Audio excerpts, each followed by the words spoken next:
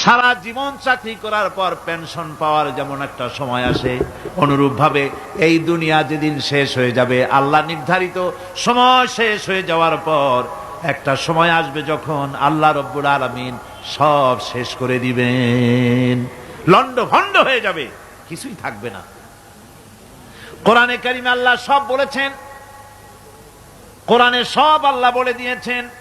আল্লাহ পাক বলেন এই পৃথিবীর সব কেমন ভাবে ধ্বংস হবে তার চিত্র আল্লাহ পাক কোরআনে কারিমে তুলে ধরেছেন। ইযাস সামাউ ফাতারাত ওয়া ইযাল কাওয়াকিবু তাসারাত ওয়া ইযাল বিহারু ফুজ্জিরাত ওয়া ইযাল কুবুরু বু'সিরাত। যখন আকাশসমূহ দীর্ণ বিদীর্ণ হয়ে যাবে, তারকাগুলি বিক্ষিপ্ত হয়ে ছিটকে পড়বে,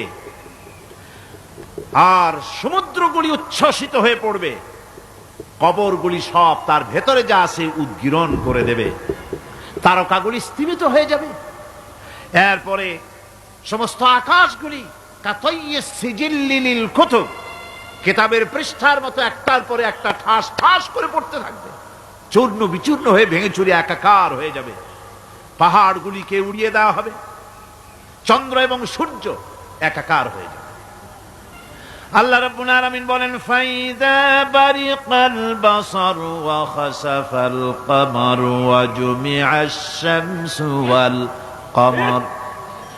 চক্ষু যখন বিস্ফারিত হয়ে যাবে, চাঁদ যখন তার আলো হারিয়ে ফেলবে, সূর্য যখন তার আলো হারিয়ে ফেলবে, চাঁদ আর সূর্য সব একাকার হয়ে যাবে, সেই সময়ের অবস্থাটা কি চিন্তা করো। মানুষ হয়রান হয়ে দৌড়াদৌড়ি করবে,